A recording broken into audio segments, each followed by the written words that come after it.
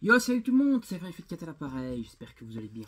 Aujourd'hui, on se retrouve pour la vidéo découverte de Tokyo Revengers. Je vais donc lire les deux tomes ici avec vous dans la vidéo. Si vous entendez des bruits bizarres, c'est les chats, ne vous inquiétez pas. Donc je vais lire les tomes avec vous dans la vidéo, et une fois que j'aurai lu les tomes, je vous donnerai mon avis, mes premières impressions sur la série, et du coup vous dire également si je vais continuer cette série ou pas.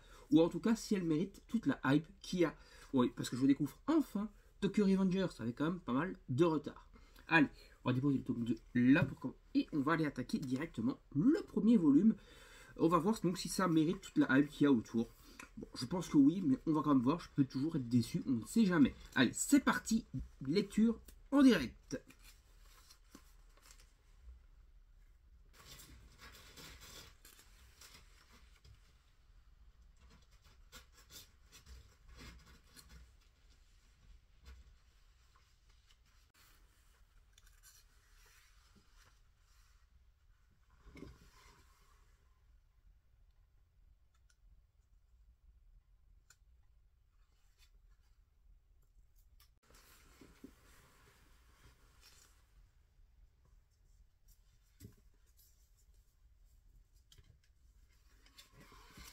Donc voilà, le tome 1 a été lu.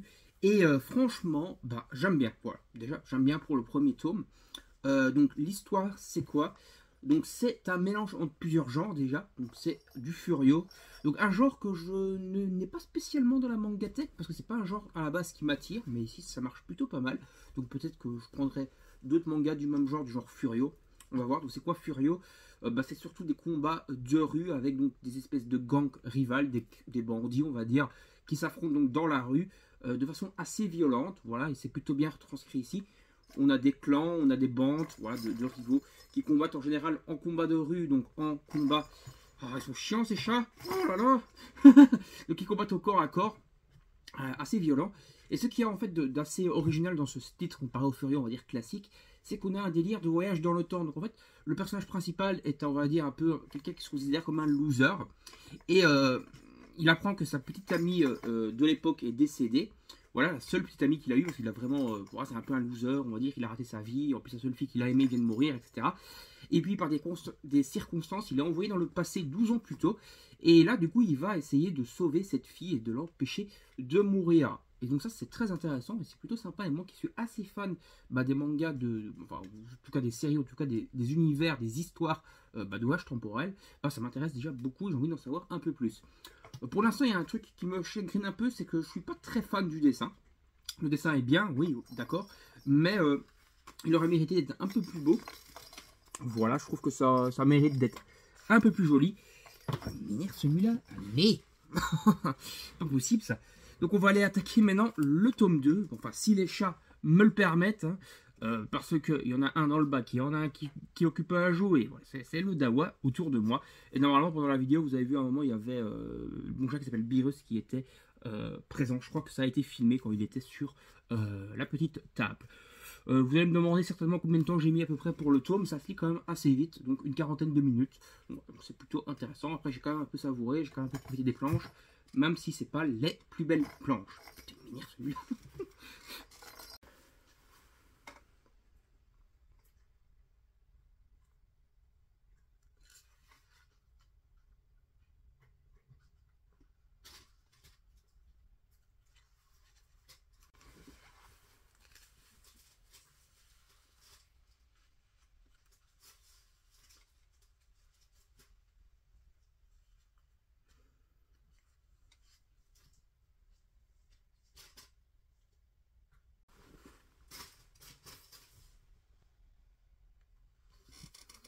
Donc voilà, terminé le tome 2 de Tokyo Revengers.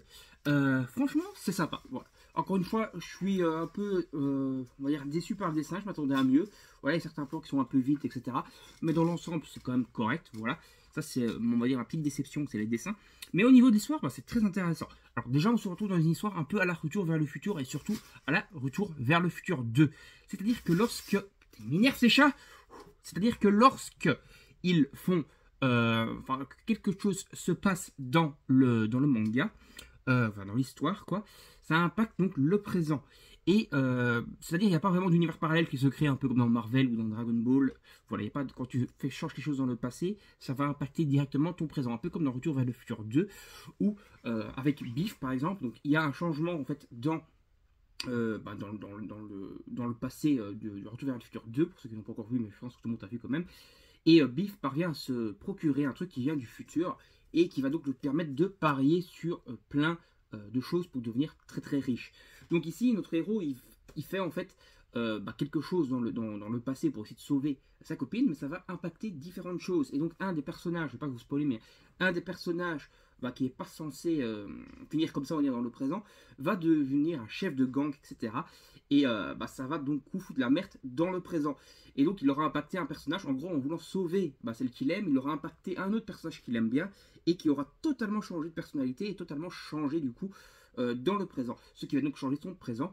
Et du coup, quand tu vois ce genre de choses, que tu vois qu'un petit événement comme ça peut changer des choses dans le présent, tu te dis si à force de faire des voyages dans le temps et des boucles temporelles comme ça, il va peut-être changer des trucs très importants et ça va donc peut-être totalement modifier le monde. Voilà, donc on a le côté Furio qui est très sympa et qui est franchement bien retranscrit, les combats sont cool et tout.